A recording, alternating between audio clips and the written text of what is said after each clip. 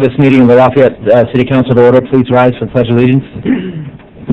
I pledge allegiance to the flag of the United States of America and to the republic for which it stands, one nation, under God, indivisible, with liberty and justice for all. Thank you. Would the clerk please call the roll?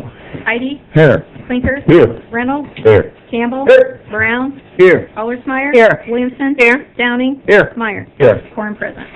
Thank you. The approval of the minutes of July 7th, 2014. Mr. Campbell. I move those be approved as communicated. Thank you, Mr. Downing. Second. Then moved and seconded to approve the minutes. Are there any corrections or additions to the minutes? Seeing none, all in favor of the motion signify by saying aye. Aye. Opposed? Thank you. The minutes are approved. Presentation and disposal of claims. There are none. Presentation of petitions and communications. There are none. How about reports of city offices? Waterworks Department monthly June, Water Pollution Control Department monthly June, Fleet Maintenance Department monthly June, the Police Department monthly June. Thank you. And as a reminder, those reports are on file with the city clerk's office and available for your review during regular business hours. We'll now move to ordinances for second reading. Amended Ordinance 2014-05, an ordinance amending the Lafayette Municipal Code pertaining to the sewer service and wastewater control in the city of Lafayette by amending repealing chapters 6.01, 6.03, and 6.04. And as I recall, this was tabled back in March of 2014, so we need a motion to take it off the table and for consideration of second reading. Mr. Clinker. So moved. Mr. Reynolds. Second. Then moved and seconded to remove it from the table and consider it for second reading. Yes, sir. Brad Talley with the Water Pollution Control Department. This ordinance is an update to our sewer use ordinance as mandated by our state permit cycle. Every 5 years we receive a new permit and are required to look at and update our sewer use ordinance to match any language changes that may have been changed by the EPA during that time. This ordinance mainly deals with definition changes, and it converts everything to the EPA language. After it was approved in March, it's been to the EPA. The approval letter from EPA, I believe you have in your packet, and we have it here for second reading. If you have any questions, I'll be happy to answer them. Brad, is there any other action that has to be taken with the EPA after we approve this? No. As far as EPA is concerned, this is complete. Now, with our next permit cycle in 4 more years, we'll have to review them again. But that In 4 more years? Right. Okay. But, yeah, as far as they're concerned, this is complete. We have to incorporate these language changes into our permits with our industrial users. Thank you. Any questions of council? Mr. Kelly, completely off the subject, but what is the status of the road Earl Avenue? Yes. About that at the end. Oh, okay. Yes, I'm that's sorry. off the subject. And any other questions? All right. Thank you, Brad.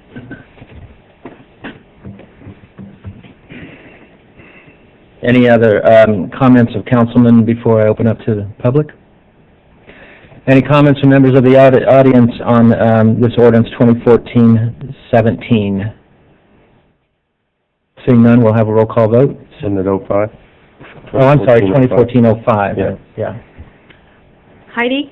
Aye. Clinker? Aye. Reynolds? Aye. Campbell? Aye. Brown? Aye. Allersmeyer? Aye. Williamson? Aye. Downing? Aye. Ordinance passes 8-0. Thank you. The ordinance is approved on second reading. Ordinances for first reading. Ordinance 2014-17. An ordinance to amend the zoning ordinance, Tippecanoe County, Indiana, to rezone certain real estate from GB to CB. Lafayette Redevelopment Commissioner petitioner, 506 Brown Street. Mr. Brown. Mr. President, I will move that we hear and approve ordinance 2014-17. Thank you. Ms. Williams. Second. Thank you. It's been moved and seconded to consider ordinance 2014-17. Yes, sir. Good evening, Dennis Carson, Economic Development Director. This ordinance is requesting a rezoning of the Midwest Rentals, the former Midwest Rentals site, from general business to central business. We feel that this is consistent with the surrounding area that we are, for the project that we're trying to develop, which is 12 townhomes in this area. This passed the Area Plan Commission and is supported by the neighborhood. And if you have any questions, I'd be happy to answer those. I guess I do. I'm not sure I've seen in the past, and I don't quarrel with this, but I notice there are certain businesses that are excluded. Is that ordinarily done? Well, what we did for this is we're doing central business district with commitment. So there are certain things that we wanted to do, and also to with the central business zoning type of district. So we wanted to allow the occupants of the homeowners to have some sort of home business if they wanted to, but we wanted to also exclude certain home occupations. So with these commitments, there are certain ones that are prohibited under this request. In other words, can other people do this, or is it just because it's a condominium type area, or what is it? Yeah, well, other places can do this as well. So. But now go back to the commitments. Those things concern me. Who will approve those commitments? Well, you will be approving those tonight with this rezoning. With these four? Yeah. Now, our engineer's office, the administrative committee, is the one that has to enforce these, and also area plan commission. Thank you. Any other questions or comments from council? Thank you, Dennis. Thank you. Any comments from members of the audience on ordinance 2014-17?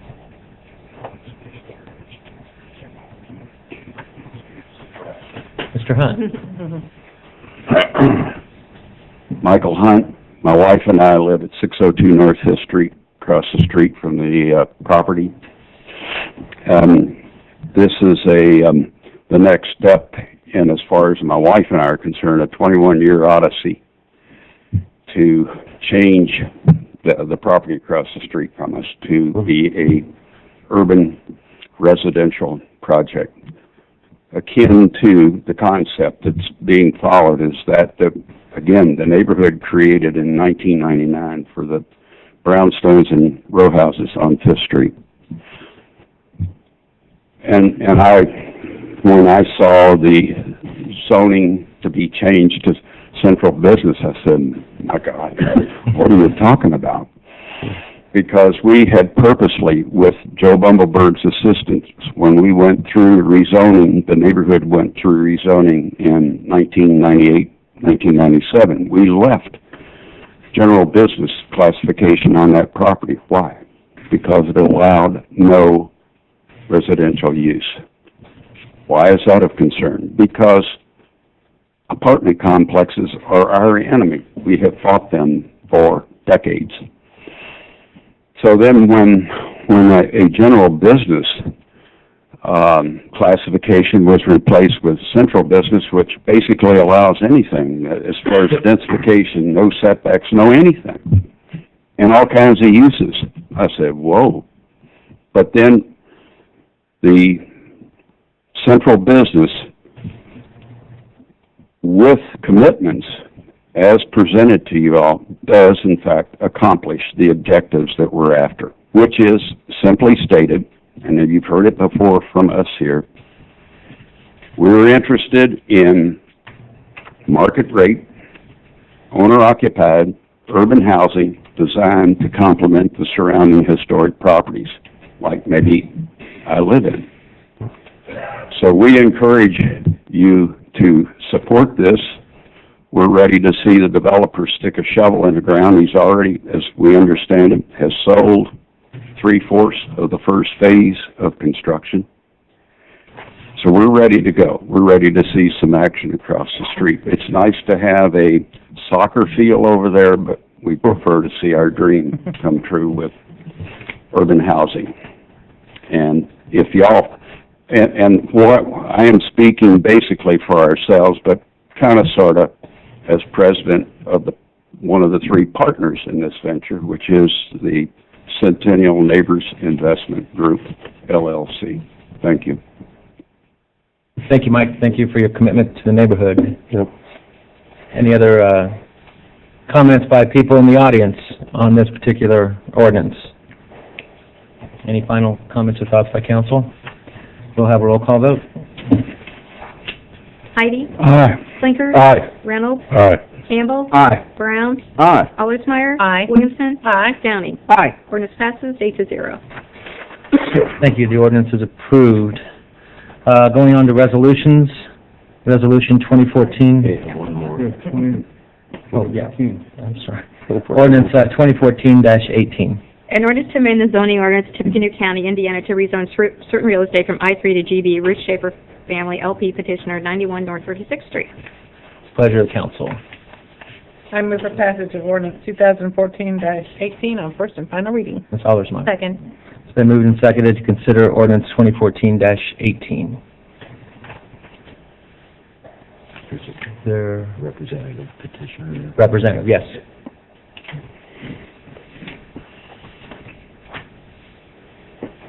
Good evening. I'm Kevin Riley with Riley, Teeter and Schreier. We represent the petitioner. We are requesting that you approve a rezone of the northern 1.46 acres of this 3.5 acre site located at 91 North 36th Street from I-3 to GB. The request has the support of the Area Plan Commission staff and was also unanimously approved by the Area Plan Commission in July. The general business zoning is consistent with the zoning of the southern portion of this lot. If you recall that the southern portion was rezoned in June from I-3 to GB, approved by a 6-0 vote of this council.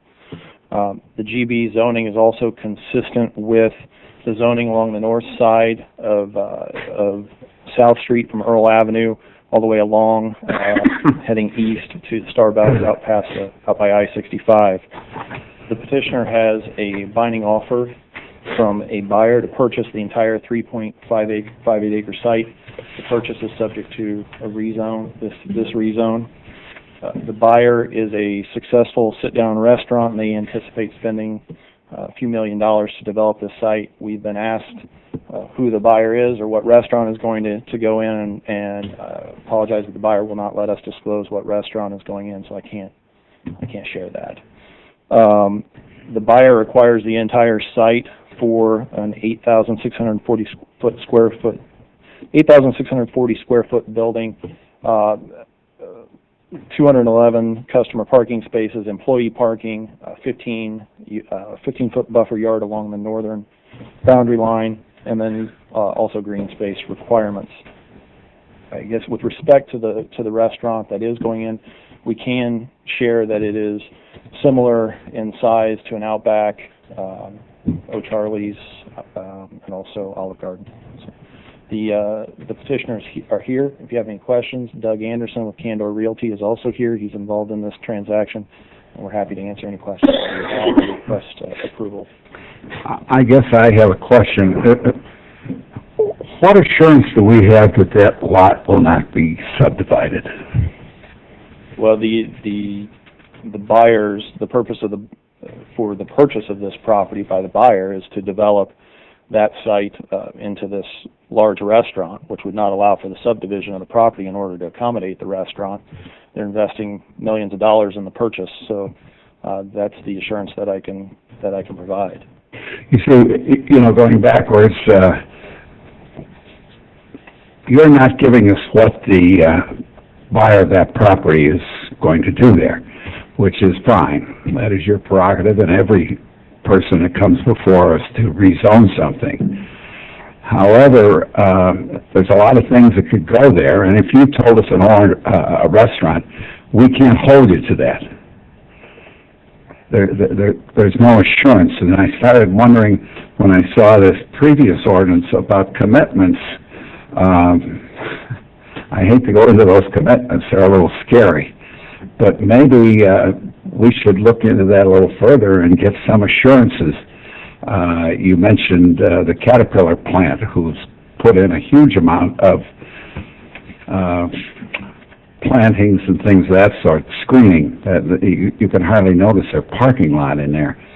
And we, as I said the other night at the caucus, that is a gateway to the city of Lafayette. I think, obviously, anything that you do to improve upon that, what was there before, which I have had a problem with, that was not a real welcoming sight, that lot, or whatever they had as a lot for equipment. Right. But I think that we have to guard, we're committed to guarding what our city looks like and what the entrances to the city look like. So I'm kind of I have a few qualms about what's going there. And you can tell me, that it's going to be a restaurant similar to all those others, and we can't hold you to that. You can put anything that the zoning would allow you to put in there. That is one of the weaknesses maybe of this whole type of zoning thing. Well, and again, my response would be you have general business all throughout Earl Avenue down to 65. That's consistent. It's a consistent zoning pattern. The restaurant is consistent with the other uses. I understand what you're telling me about the opportunity to do other things on a GB site, but what we have is in order to go forward with this, that's what the buyer is requiring. They're requiring general business to do a sit down restaurant, and then again they're going to invest millions of dollars in the purchase of this ground and in the development of that property. I would not expect that anytime soon that would they would deviate from that plan once they do that. Well, obviously we welcome that investment, but I voiced my problems. Excuse me, is there much consideration been given to the traffic flow on a sit-down restaurant there? You know how 26 is. I don't know if you go out that way or not, but we got 3 stoplights there, the Target, and then there at the Caterpillar, and on down on 36th Street. And my question is, if you put in like a drive-through restaurant, that would be really adding to the traffic pattern. Where I see where a sit-down restaurant would be a little less on the traffic. But is any thoughts given? Did he say anything at the APC about traffic? Nothing. Oh, I think it was just because the whole area was GB and that little lot was I, and it was consistent with the front part of the property. And to make it consistent, we just we assumed that the whole area should be one. Well, there is a stoplight there, which is good, but still. Yes, and I think that on the APC we were assuming that ingress and egress from the property would be on 36th Street rather than on 26th. Yeah, that is correct, Perry. Yeah. Okay. Mr. Klinker. To Mr. Campbell's point, Mr. Johnson, can we change, or can we amend and add a commitment for a restaurant, or does it have to go back to APC before that happens? The commitment process that you just heard about on the Centennial was a really unique idea because, number one, that was a development of a property that was a joint venture between the city, Lafayette Urban Enterprise, and the Centennial Neighborhood Investment Group. And I prepared a development agreement, so the land is actually, that we rezoned, is actually owned by the city, Lafayette Urban Enterprise, and Sing. And what we're doing is we're going to sell those lots to a developer, so there was a development agreement that contained all these commitments. In order to make the project feasible, the best zoning, rather than a planned unit development, was a central business district with the commitment. So this, I would not recommend that the council consider commitments as a regular issue. The Centennial one is a really unique project, and it was for owner-occupied urban real estate or housing. It's being built and sold in phases so that the city can, as well as the Centennial neighbors, can control its construction, because we actually own the lots. They're going to be deeded as the developer develops it, and we wanted to make it clear. So it's in the development agreement, it's in the rezone for the central business district, but I'd urge the council not to consider it to be any kind of a regular tool, because there can be issues with it, as Mr. Campbell's pointed out. So I think you need to look at this zoning without, is it okay to zone this small portion that's towards the back. Apparently, the restaurant needs more land for the size of the restaurant, the required ordinance, parking requirements. So they need more, and you can't, it's industrial now, so you can't develop that for the restaurant. It has to be GB. So I think that's really, I guess I'm just urging to limit your consideration commitments to those unique special cases, and help me avoid legal issues down the road. I don't like commitments in general, but I like the ones that they are putting down in the Centennial Yeah. neighborhood. But I can see where we don't qualify that way. Good. I'll make one additional comment. Sure. It's worth reiterating. The southern portion, the largest portion of this lot, has already been rezoned to GB. That is the portion that is most visible from 36, the corridor. So this request is consistent with what has already been done on that site. Thank you. Any other questions of Mr. Riley? Thank you. Thank you. Any other comments by council? Comments by members of the audience on this rezone request? Anyone wish to make a comment? All right, we'll have a roll call vote. Heidi? Aye. Blinker? Aye. Reynolds? Aye. Campbell? Aye. Brown? Aye. Allersmeyer? Aye. Williamson? Aye. Downing? Aye. Ordinance passes 8-0. Thank you. The ordinance is approved. Now we move to resolutions. Resolution 2014-08. A resolution approving a deduction for tax abatement in an economic revitalization area, General Electric Company. What's the pleasure of the council? Mr. Reynolds. Move to hear and approve, resolution 2014-08. Mr. Clinker. Second. Thank you. It's been moved and seconded to consider resolution 2014-08. Mr. Mayor.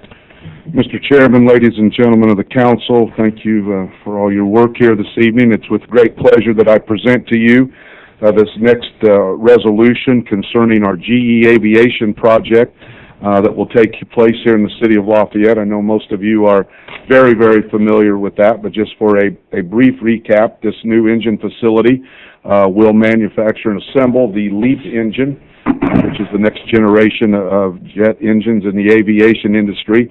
We're very pleased that GE has chosen Lafayette, Tippecanoe County, out of a competitive process to locate that facility here.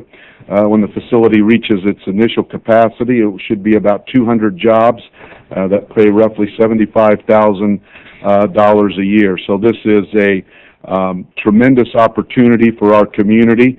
It gets us into the next level of advanced manufacturing. The manufacturing techniques and equipment that will be used at this facility is unlike anything we have in this community at this time. And it also puts us on a different level and a different opportunity for globally marketing our community with the people that will be coming in and out of this plant when it is completed. So we are very excited to bring that platform here to our community. Again, diversify our economic base. Even though it is an advanced manufacturing facility, it's manufacturing and assembling a particular product that we do not have in the community at this time. And so we're very excited. I'd like to reiterate again and thank everyone that was involved from the city of Lafayette to Tippecanoe County, the state of Indiana, Ivy Tech, Greater Lafayette Commerce, Purdue University. Again, it's a collaborative effort, everyone working together to bring this to our community, and I think that speaks well what we've been able to do in the past and what we will continue to do in the future. Again, having a company like GE, an American icon, one of the largest corporations in the world, is certainly a big win for our community.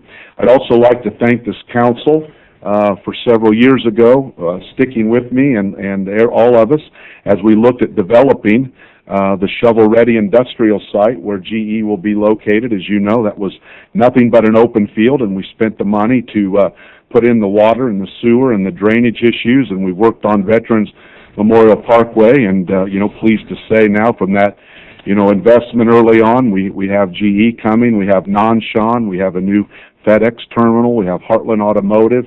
The warehouse of Lafayette that's there now is full, and there's a lot of good things happening along that development corridor there. So I appreciate your vision to help us make that happen, that brings us the opportunities that we have today. We plan ahead, we put in infrastructure, and we make sure that we're ready to react at the speed of business. And so I would respectfully request your approval of this tax abatement for GE.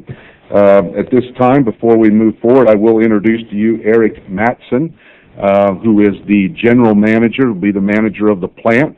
Once it's open, Eric is currently in North Carolina, but he started to make trips here to Greater Lafayette. We're trying to turn him into a Hoosier as quickly as possible, but we do want him to root for Purdue basketball. Not sure where we're at on that yet, coming from North Carolina, but we're going to work on that. But I'd like to give Eric an opportunity to say a few words about the project, and then I can return to the podium and would be happy to answer any questions that you might have. Thank you. Chairman and Council, thanks again for the opportunity to be here. I'm excited to become a Hoosier, and I've already started my transition from becoming a Tar Heel to a Boilermaker. So looking forward to moving here sometime early next year, and as indicated, to run the shop. So really excited to be here. It's an exciting time to be in the aviation business. We're seeing a lot of tremendous growth. We've just come off of the Farnborough Air Show with $36 billion in orders, and a lot of that is going towards this new LEAP engine that will be assembled in this shop. It is an advanced manufacturing shop that will include laser alignment systems, vision systems, advanced grinding systems, SPC, and things like that. And all that equipment that will be used to cut the rotors, to balance the rotors, to assemble the engines is fairly expensive. It's about $53 million in total to start the shop. We'll undoubtedly put a bit more into it, and that's all key to getting a good product out. As we grow the shop, we're going to grow it in about three years' time to full production on this engine is about 4 engines a day that we'll have to ship out of this facility. Half of them will fly to France, and then half will go straight to our test facility, and then to the end customer to go on the airplane. So it will grow to about 200 employees, and right out of the gates, we've built this building a little bit bigger than, or planning to build it a little bit bigger than initially planned, so that we've got some additional growth, because we know it's coming. And so we're really excited to be a part of that growth and to see it have a chance to come here to the Lafayette area. So thanks again for the opportunity to update you on the project, if you have any questions. Eric, I've got a question about these jobs. I had a great deal of experience in my childhood with rubber band propeller airplanes. And I wonder if that would carry over and I would be an experienced applicant. Doesn't know what to say. No, that's all. Thank you. I have a question. What is the average starting salary of your assembly employee? The assembly employees, we're still working through the details, will be somewhere in the high 50s, low 60s to start.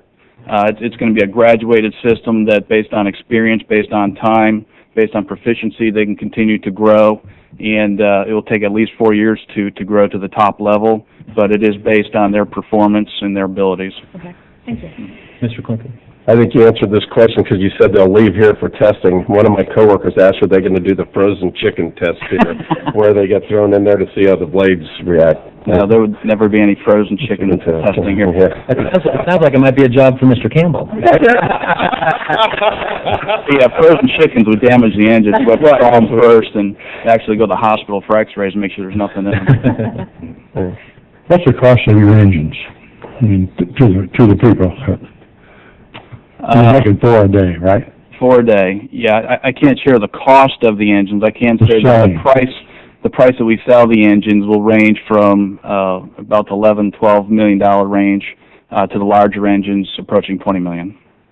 Wow. You need 2 of them? Yeah. Any other questions? Thank you, Mr. Madsen, and welcome to the community. We look forward to a productive partnership. Thank you very much. Thank you. Mr. Mayor, did you have anything more? Any other questions? Any comments from the members of the general public on this tax abatement request? Seeing none, we'll have a roll call vote. Heidi? Aye. Clinker? Aye. Reynolds? Aye. Campbell? Aye. Brown? Aye. Allersmeyer? Williamson? Aye. Downing? Aye. Resolution passes 8-0. Thank you. The resolution is approved. Now, Resolution 2014-09. A resolution approving a deduction for tax abatement in an economic revitalization area, DRA ET Pure Lafayette LLC. Pleasure of the council, Ms. Williamson. I move for passage of Resolution 2014-09. Mr. Downing. Second. It's been moved and seconded to consider 2014-09. Mr. Chairman, ladies and gentlemen of the council, this is the second part of the GE Aviation project. They're using a development corporation to develop the property and to actually build the building, and then there will be some type of lease arrangement. I'm not privy to exactly how that arrangement all takes place, but this is the second phase of that, so we appreciate your support on that. As you know, we had a groundbreaking a few weeks ago. They are working closely with our engineer's office. We hope to be able to issue the earth-moving permits here shortly, because everybody wants to get going. I know Eric would like to get certain things done before the Indiana weather gets here, and so we're going to react at the speed of business to help them get that accomplished. And in the staff meeting today, I was told that the earth-moving permits are not too far away. So this is the second phase of that, and I'd like to introduce Mr. Drew Sanders from Pure Development, who will give you a little bit more information about the actual building part of this. Thank you. Thank you. Good evening. My name's Drew Sanders. I'm with Pure Development. We're headquartered in Indianapolis, but for the record, I just wanted to let you know that I am a Purdue alumni, so I'm already You're already ahead of the game. We've been landlord and developer for GE on 3 buildings now. This will be our 3rd large-scale distribution manufacturing facility, and it's the most exciting of all. The last 2 were in Mississippi, and it's not just because they're close to home that makes it exciting. It's because this is just an amazing, amazing job. The first, ground-up assembly plant that I even know of. I mean, it's happened in how long? Since 20 years. So it's great for the community. What Pure Development does is we're purely a build-to-suit developer, so we work with companies like GE. We cause the project to be designed, we fund it, we build it, and then we lease it back to GE Aviation for 15 years in this case. We're anxious to get started. Happy to answer any questions. Thank you, Mr. Sanders. Any questions? Thank you. I just have one question, maybe for the mayor or Dennis, just so that we're clear. On both of these applications, are they pledging up to 200 jobs? Yes. Yes. Okay, it's the same 200 jobs. Yes, because it's the same project, yes. Just so that when we go to review it in the future, we know what the expectation is. Okay. Thank you.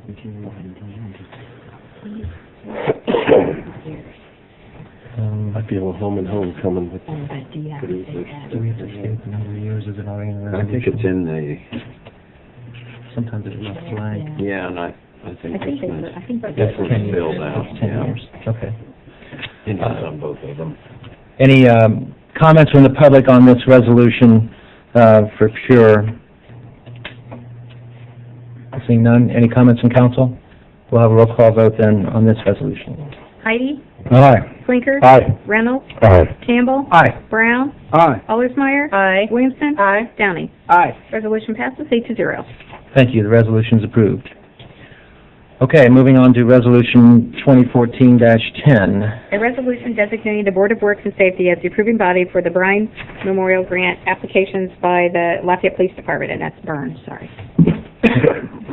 Pleasure of the council, Ms. Allersmeyer. I move we hear and approve Resolution 2014-10. Mr. Reynolds. Second. It's been moved and seconded to approve Resolution 2014-10. Chief. Good evening. I'm Patrick Flanley, Chief of Police, Lafayette Police Department. That's a tough act to follow there. Yeah. A little bit of a sidestep, but we're basically looking for approval to make the Board of Works to the authorizing agency for these burn JAG grants. I believe Deputy Chief explained what the predicament that we have run into is that they're now requiring council approval for this grant. It's typically been done by the Board of Works. but that puts us in a time crunch issue at times, because typically we only receive about a 5 to 15 day leeway in order to submit the grants. So on the 30-day council schedule, it'll put us at risk of not being able to meet the grant submission deadlines. So that's what we're looking to accomplish tonight. Thank you. Are there any questions? How much is the grant for? Or? They vary from year to year, and it started out where it just required the agreement between the area chiefs and the sheriff. Then it moved on to Board of Works, and this year they're requesting council approval. So that's what led us to come up with this solution in order for us to be able to meet these timelines. Are they used for a specific purpose, or are they going to general Equipment, fund? we've used them for different types of funding opportunities. A canine program, we've funded canines, we've funded the lock boxes and the trunks over the years, camera systems in the downtown area. We never really know how much it's going to be. We just have to wait to see what the opportunity is going to be, and then we typically will have several different ideas ready. We always have projects in the hopper that we're looking to fund, and so this is typically one of the grant opportunities that we use to fund some of our projects. Thank you. Mr. Brown. And how many times a year will you be applying for these grants? Just once. Okay. It only comes once a year. Okay. Cool. Keeps coming. Any other questions? All right. Thank you. Thanks. Any comments from council? Any comments from the members of the audience on Resolution 2014-10 regarding these police grants? Seeing none, we'll have a roll call vote. Heidi? Aye. Clinker? Aye. Reynolds? Aye. Campbell? Aye. Brown? Aye. Hollersmeyer? Aye. Williamson? Aye. Downing? Aye. Resolution passes 8-0. Thank you. The resolution is approved. Reports of standing committees. There are none. Reports of special committees. I don't believe there are any outstanding. Report of the mayor. I read Mr. Campbell's mind. I want to give just a Blank. Huh?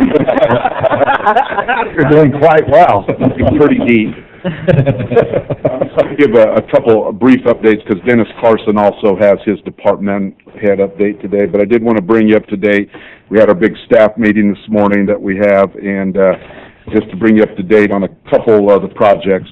Earl Avenue was the first one on my list that Mr. Campbell inquired about.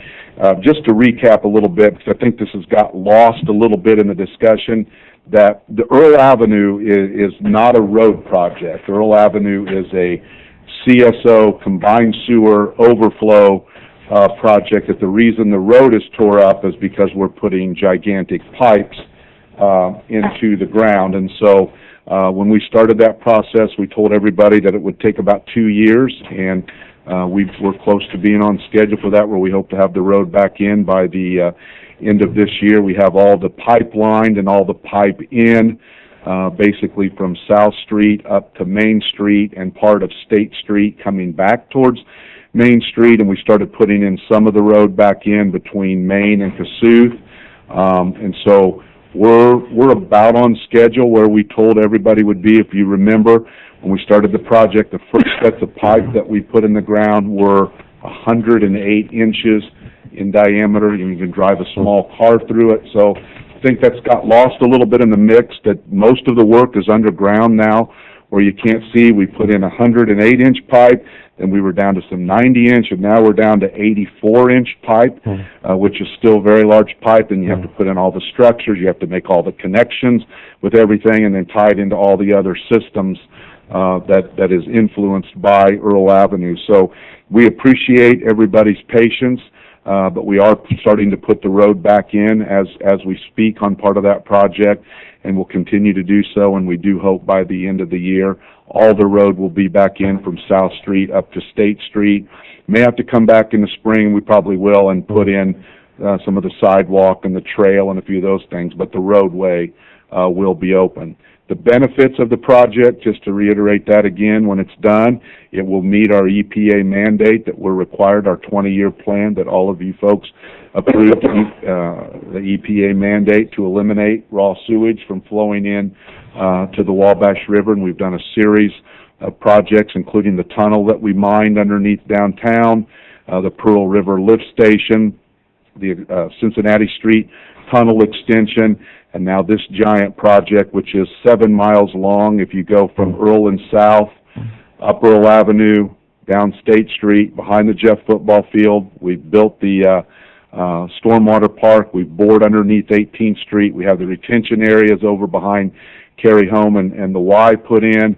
And the next phase of the project, as we're finishing up the Earl Avenue piece, will then be from Durkee's Run there, down through Durkee's Run, across 9th Street, across the golf course there at the Country Club, over to 4th Street, behind Sawmill, and eventually to the sewage treatment plant, where we'll be lining that pipe and doing some bank stabilization work and some other ditch work in various areas. So it is a very, very complex, extensive, over $30 million project. So it is, I know it seems like it's taking a long time, but it's very complex, and we do hope to hope for a mild winter here up through November and December to be able to continue working. But we do hope to have that, at least the road back in and people able to drive by the end of the year.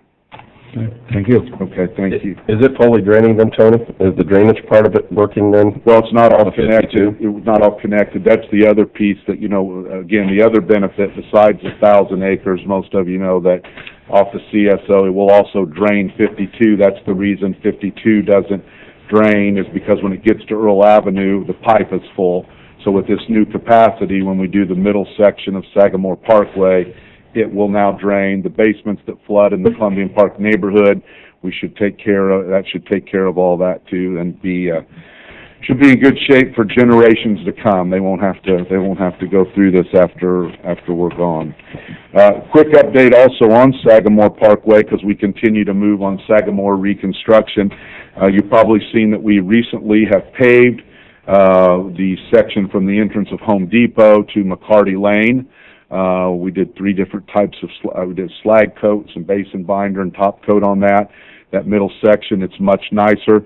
That should buy us the 3 years that we need to make sure that everything in Durkee's Run and Earl Avenue, the whole way to the plant, is completed, so it can handle that middle drainage that we need there. And we'll begin on the 2 opposite ends, the north and south end. Just so you know, the northern section from Beach Drive there at Kirby Risk up to the entrance of Home Depot, the notice to bidders for that first section of total reconstruction should go out yet this month in August, and around September 23rd we should be starting to get those back. And so that first gigantic phase, so you're prepared for it, will start to begin. Now the first thing you'll see is utility relocation. We're going to put a brand new water line from Beach Drive all the way up to the Home Depot down the road. It's got an old water line in it, so we're going to put a brand new water line. So you'll start to see water line work and utility relocation on that phase of Sagamore Parkway. So there will be some traffic restrictions once some of that starts. It won't be full closures and all that like when we get to the big part, but you will begin to see some traffic restrictions as we begin to do that. The southern section runs from 300 feet north of McCarty Lane to Teal Road. That's primarily all designed and engineered. We're still in some of the land acquisition for that particular area, but that section is moving along also. So we'll bid the northern section first, the southern section second. When they're done, we'll do the middle section, and then all over Earl Avenue and Durkee's Run, all the way to the plant will be done, so it'll drain, and that's kind of the progression in what are multi-million dollars, extremely complicated road, water, sewer, stormwater, traffic lights, sidewalks, trails, drainage ditches, and new bus terminal stops area. So big projects on the way, and we're continuing to move through those. South 18th Street from Veterans Memorial Parkway to 430 South. If you've been out that way, out Jerry's district there, you've probably noticed there's a little bit of traffic restriction from time to time. That project still has a couple parcels of land acquisition that we're working on, that Ed's working on, but we have started to begin, or not us, but the contractors, to relocate the utilities out there for that big project that will widen that road to 4 lanes, put in a roundabout, a pedestrian bridge, trail, and sidewalks also that ties into Veterans Memorial Parkway. And we'll actually get all the way down to GE and Nanshan on a 10-foot wide hiking, biking multi-use trail. So know that there'll be a few restrictions out there, and that project continues to move along also. The Myers Bridge, after 3 tries, we have an accepted bid. Reith Riley got the bid with Wilhelm as a sub. So that project, the restoration of the Myers Bridge and the decking and the railing and all the piers down in the water, and then the total rebuilding of the bridge over the railroad tracks, will start here pretty soon. The pre-con meeting is the 13th of this month, and mobilization should begin on the 18th of this month. They'll go down into the, should go down into the area of the piers in the water first and start doing the work down in the water while the river is low. And that's probably the first place you'll see them working, but the mobilization of all the equipment and stuff will start to move into the bridge, and some of the restrictions on the bridge will begin to take place. And then shortly after the first of the year, probably the middle of the year, more towards the middle, you'll begin maybe some of the phases of the Old Romney Road reconstruction from State Road 25 to Twickenham, again, where we'll be doing some utility work and also road reconstruction. So we're trying to time it all, get all done, create as little congestion as possible, but we're in Indiana, and so we have a limited construction window and a limited time when asphalt plants are open, and that you can do, concrete work without trying to blanket the concrete or doing real high-end mix that, has its own sets of challenges. So we've got a lot of great things, but this is why our community continues to grow and have new economic prosperity, because we are progressive with our water, sewer, stormwater, roads, trails. We continue to do those projects that allow us to have opportunity. So I just wanted to kind of give you a quick update, because there is, and that's just the tip of the iceberg, but that's some of the more visible projects that you'll continue to see in the community as we continue to move forward. With that, I'd be happy to answer any questions. Just a couple questions on the north part of 52. You said the bids are going out and they may be coming back by September? September 23rd, I think, is the tentative date to get those back in. So then will construction start yet this year? Like I said, you will see some work on utilities, relocating gas lines, electrical lines, and all that, and you'll begin to see the work, if weather cooperates, to work on installing the new water line. But you won't see the actual road work begin. Oh, I was thinking Purdue football traffic, is that going to interfere with?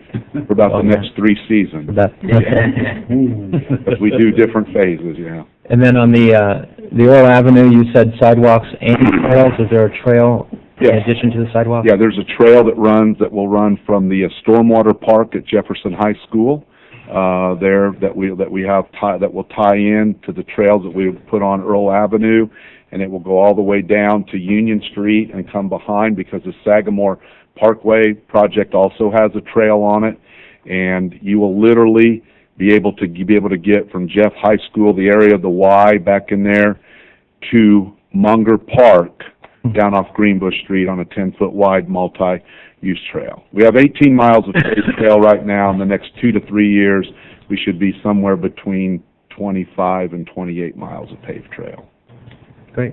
Thank you. Any other questions?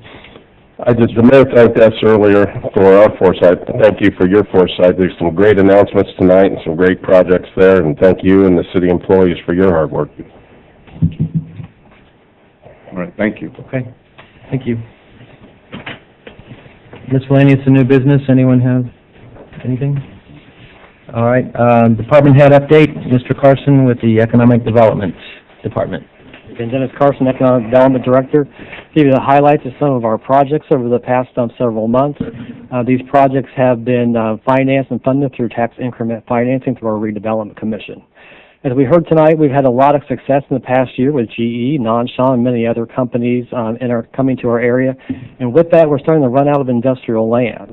So we are now looking at other areas that we can capitalize on. And in particular, up north is where the new Hoosier Heartland Highway comes into the interchange of I-65, opens up a lot of opportunity for economic development. So we are in the process of creating a new TIF district with the county. It will be a joint city-county TIF in that area. There's many steps to this process, and it will come to the city council on this year. So be looking for that later this fall. Other projects that we've done over the past several months and year, Chatham Square, we finished that one out this past January, and that was a $20 million plus project that, redeveloped the former Bridgeway Apartments, and now it's 89 affordable rental units and 9 single-family homes. It's been a great success and made a big change in the neighborhood and all of Lafayette. The home hospital site was another large project. We expanded the Creasy Trees TIF to include that area, able to find a developer to come in and do a assisted living project there. That is well underway right now, and it will also include trail developments with that, an intersection, and other infrastructure improvements. TIF proceeds are also instrumental in many public works projects, such as the extension of Maple Point Drive, there's Memorial Parkway, Pullen Hill and Twickenham Road improvements and roundabout, Alabama and 3rd Streets, Twickenham Quiet Zone neighborhood sidewalks, the Upper Berlowitz and A-Ross infrastructure master plans, and last year we purchased a fire truck apparatus for the fire department, and this year it'll be a new aerial truck and also trash trucks for the sanitation department. TIF proceeds are also very instrumental in our economic development projects, particularly for job training. There's been several projects over the past year, such as Ray Magnet Wire, who made a $7.5 million investment, be adding 9 new jobs. Alcoa, part of their lithium alloy expansion, with 75 new jobs to $55 million investment. And also Wabash National and Heartland Automotive adding many jobs as well, too. We also invested our TIP funds over job training, the Advancing Manufacturing Program, which is helping develop our workforce to take these new jobs that are coming along in advanced manufacturing. And we also use them in many other incentive packages as well. And some of those highlights include SIA, which is a $450 million investment bringing over the Impreza lines here to the U.S. Heartland Automotive, a $45 million investment, 224 jobs. And, of course, we talked about tonight GE Aviation. On a smaller scale, we do a lot of other projects, particularly in the downtown area. One of the more significant ones has been Matchbox, a co-working studio that opened up this past year. It's been a very great success. We have over 60 members now, and we're starting to do programming on that. And it's a really unique partnership between the city, the county, the public library, the Urban Enterprise Association, Greater Lafayette Commerce, and many businesses throughout the community. We are also instrumental in the Solar Baker property and the redevelopment of that. It's going to be now the what's formerly the Queen Anne Courts, now is going to be a new development for 64 upscale rental units, a $7 million investment. We were able to buy that land, find that developer, and then sell that to them for this project.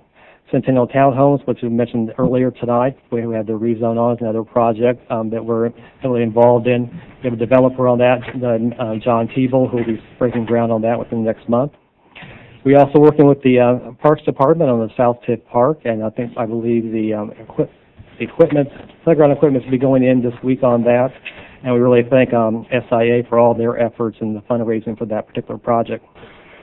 We did some other fun projects, particularly with public art, and the Regions, new Regions Bank development over here has a new public art project. We haven't seen it. That's on the corner of South Street and 5th Street.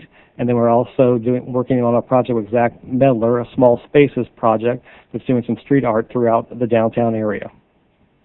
Wayfinding is another project that we've been involved in for over 10 years. It's been a long time coming, and this is a signage project that will help aid with the navigation for visitors and residents throughout our city. It'll start from I-65 and go down South Street throughout the downtown area all the way to the Wabash River. And we're also working on a bike pedestrian plan that will augment our trail master plan. We'll get that underway this fall with lots of public meetings for that. And we're also staffed to the Parking Commission, which oversees particularly the downtown parking and our parking garage. And last year, our staff worked very closely with other departments to evaluate the parking situation, where now we have taken parking back in-house, and we do that through the City of Lafayette through our Facilities Department. And that has proven so far to be very cost-effective and making a better user experience for people in the downtown area. So with that, if you have any questions, I'd be happy to answer those. Thank you, Dennis. Questions, Mr. Klinker? Yeah, are the TIFs still pretty safe? What's the state doing to our TIF districts? Well, how much time do you have? So far, they're safe. There are some issues with those, particularly what we call legacy TIFs, which are TIFs that were established before 1995. Those areas are in Lafayette, particularly, are in our downtown area, and we have some others throughout the city as well too. Those are forcing us to look at some things, particularly doing some bonding in those, some debt financing, so we can extend the life of those. So we are going to be looking at that, looking at some particular projects to benefit the downtown area and the community. So those you will be seeing over the next few months too here at the council. But it's under close scrutiny at the State House. I think our community thinks we have used TIF very well here. Some other places maybe not so much, but again, it's been an incredible tool for us, and it's a very important tool for the process that we do. So we need to lobby all our legislators to keep those available. We do, yes. On this wayfinding, Dennis, I got to give you a lot of encouragement for that. In the state of Indiana, with their infinite wisdom, took all the street signs or directional signs down in the whole state, not just Lafayette. How people from out of town get around, I'll never know, but I would encourage you to go as fast as you can on that. We are. It's taken about 10 years, but we're going to go out to bid probably in September on that and get started on construction and finish up in the spring. Good. Thank you. Any other questions? Thank you for your good report, Dennis. Reports of councilmen. Seeing none. Public comment. This is the planned meeting that we provide opportunity to anyone in the audience to come and address us. We remind you that our customary limit is 3 minutes, and with that, we open the floor up. There's 2 folks I see.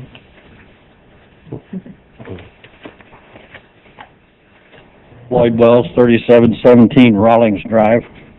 Last month when I was here, we were talking about the railroad crossing out on Cassuth Street, and Mr. Mayor assured us that the railroad had done the very best that they can, and they insist that it's adequate. And so, if that's the case, would it be appropriate to give them proper credit by putting a sign either side of the bump saying it's courtesy of that railroad? I got a quick update.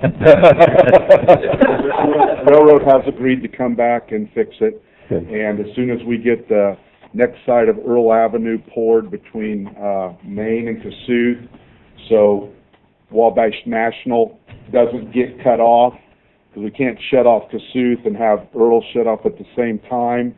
They can't get in their trucks, it's got to come in the back. As soon as we get that side poured, the railroad has agreed to come back and level that. Thank you, sir. Yes, sir.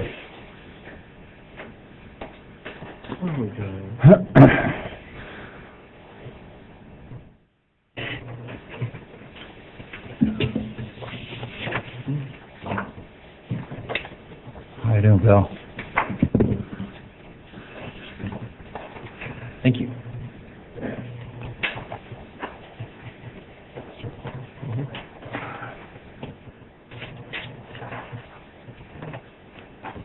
Thank you.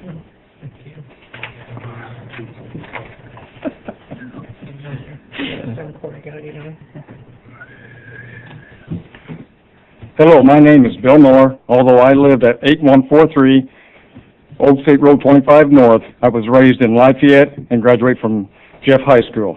I am here to ask for the assistance in opposing the proposed stone quarry north of Americus. Lafayette City Council is important to Tippecanoe County activities.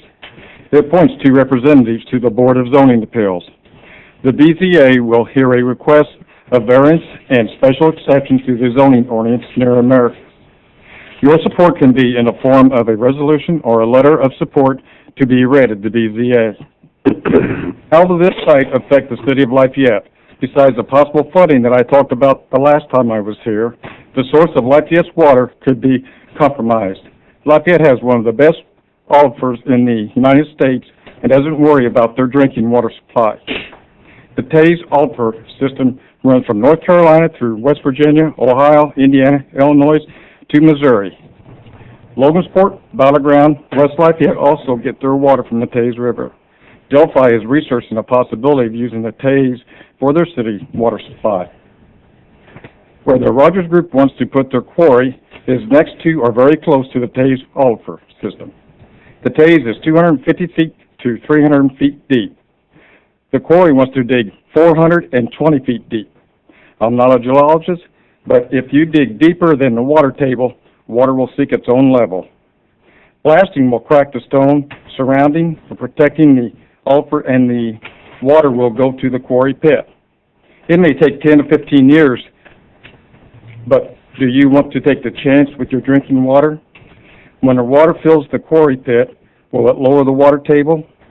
Will the filtering through the pyrite and the shale contaminate the Taze ulfra? Why do you even want to take a chance with the water supply? You have a packet of maps. The first map shows the Taze River goes from the North Carolina to the Mississippi River. The quarry site is marked on the next 3 maps. The next 2 maps are taken from the study composed by Governor Frank O'Bannon. You will see the DNR helped supply the information. The 4th map is a close-up of the ulfers in the proposed mining area. Again, I ask for your letter of support for resolution opposing the industrial mining complex near America. The BZA recently amended their bylaws regarding letter submissions. A copy of the guidelines is the last page of your packet. Thank you for your time. Thank you, Mr. Miller.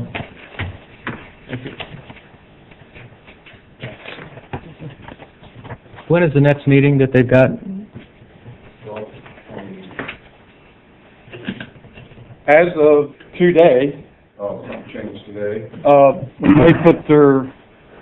when they filed, they misfiled, and they did not present everything.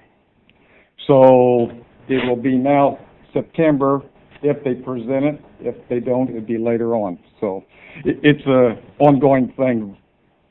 We don't know exactly when they're going to be doing it. It was supposed to be August 27th, but that came through today. Okay. Okay, so it may not go till next month. Correct. Okay. And if you would write a letter of support or resolution, if it goes to the BZA ahead of time, if they pull their file, it gets pitched. That's what happened the last time. They submitted, then they continued, then they polled. When they polled, any letters that went into the BZA get thrown away, and you have to write new ones. So if you do, I would request that we just hold on to it until we know for sure when they're going to go. Well, I can tell you that typically, we as a body don't write letters to other governing bodies with our positions on it, just because we appoint our representatives to be there, and they're an independent body, and we don't like to cross necessarily boundaries or jurisdictions. So typically we don't do that, but certainly all the councilmen are encouraged to individually write or contact our representatives. I suppose that's not a problem, is that? Yeah. We lobby them. I mean, we would appreciate any support that we can get. And if you do write a letter and submit it, then you're not allowed to speak. Right. It's really like for you to write a letter and present it yourself. So. Okay. Thank you. Any other comments from members of the audience? Yes, sir.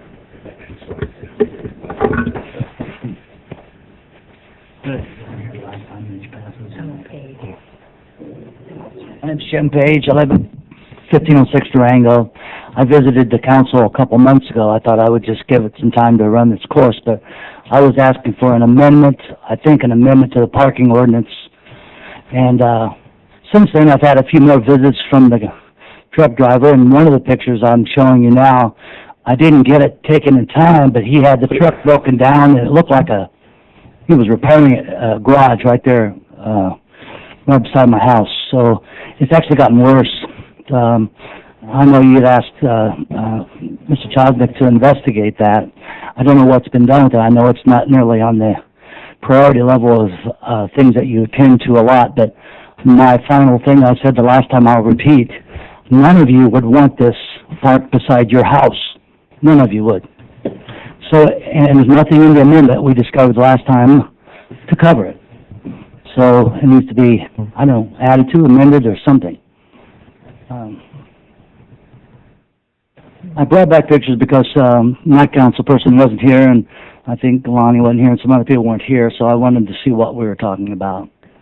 Okay. And, Lauren is the one that encouraged me to come down here, because it didn't look like there was anything else that would take care of it. Did you look at that area? We cover parking on the street, we cover parking in yards, we cover inoperable vehicles, we cover, but we don't, somebody's work vehicle that's parked in their driveway is not covered.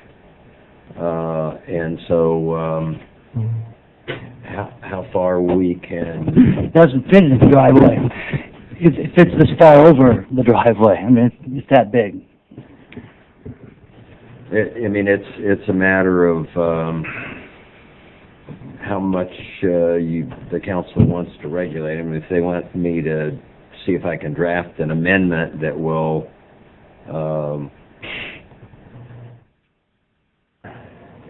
I think in order to not have issues, it can't be just semis.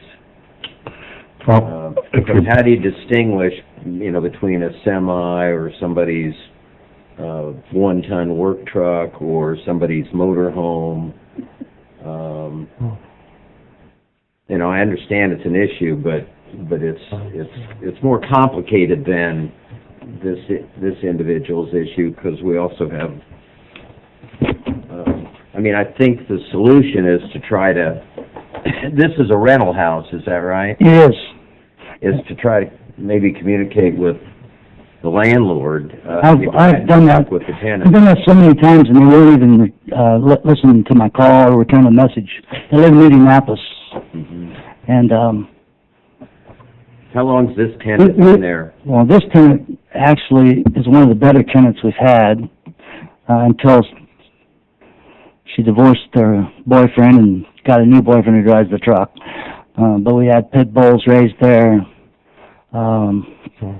We've had 3 or 4 things that are really should have been tended to by the people who own the house.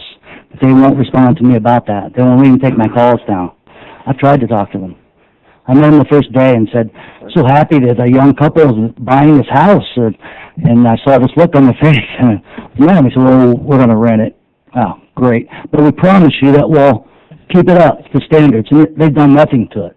Nothing. The driveway is deteriorated. They finally did put windows in.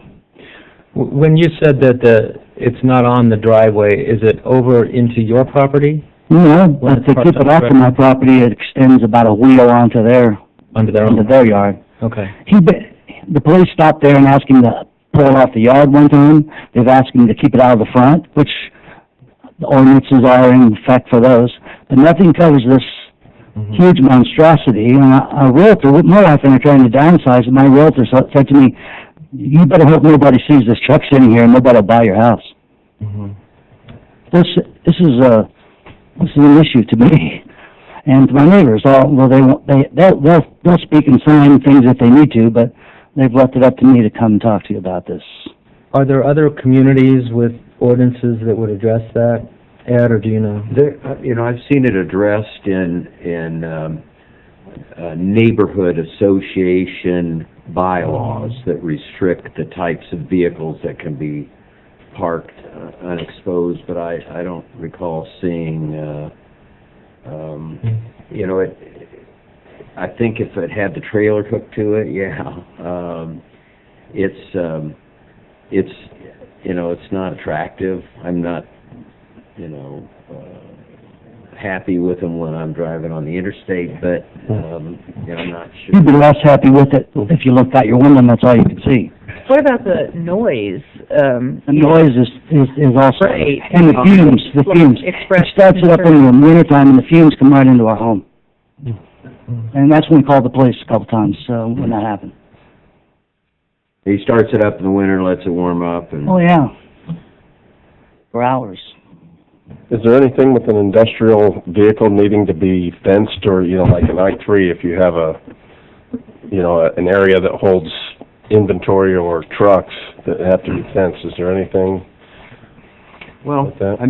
we could take a look at trying to identify the vehicle so that you're limiting it to you know, certain size, certain horsepower, certain noise capabilities that,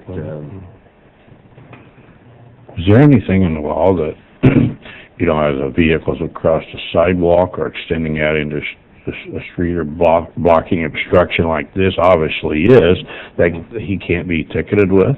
yeah, if he's blocking the sidewalk, but he's not, he's There is pulling no up into the sidewalk. drive. I understand, but a vision issue going... Yeah, vision issues Right. or engineering Right. issues,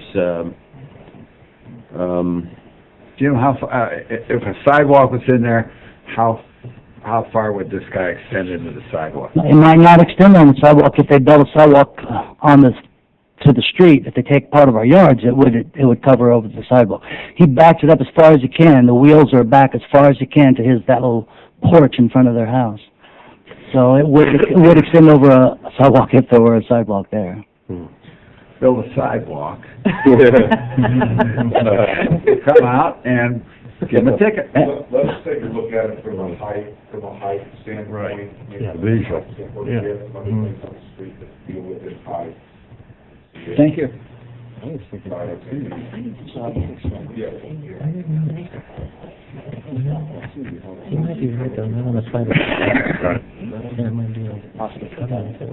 And you're not in a neighborhood with bylaws or covenants, are you? No, it's 1506 Durango Street, Yeah. El Prado, Fair Park. I know they are. All right, well, thank you for bringing it to our attention again, we'll look into it. Any other questions or comments from members of the audience? Mr. Barbie?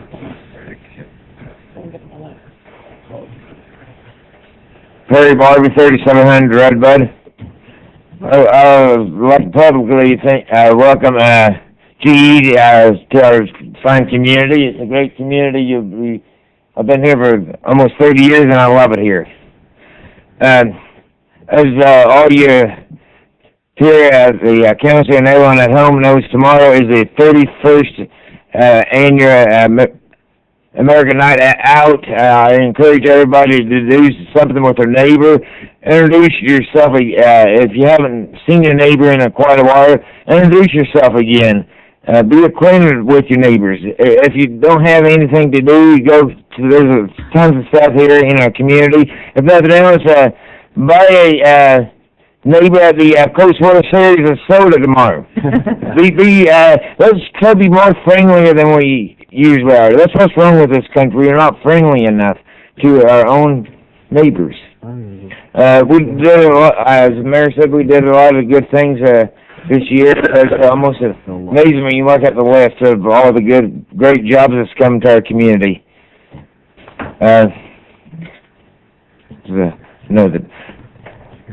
One of the things I like to see in the is more recycling. I'm kind of sorry, Mayor, but I'm kind of embarrassed about the little of recycling that we get. I'd like to see that we get a little bit more done. I'd like to see if we get maybe 30% more. Right there with you. I guess on my journeys all over town, I can't see how we can get a great big trash can full every week. I just don't see it. Well, you can't recycle if you want. I put 3 to 4 recycling tubs out. Only once have I had a tub of trash. We appreciate that. But I could go on all night long, but I thought we was going to do something else about budget, but But everyone have a great night. Thank you, Perry. Thanks, Barry. Any other comments? Mr. Campbell? I move we adjourn. Mr. Clinker? Second. All in favor, say aye. Aye. Opposed? Thank you. We're adjourned. Thank you.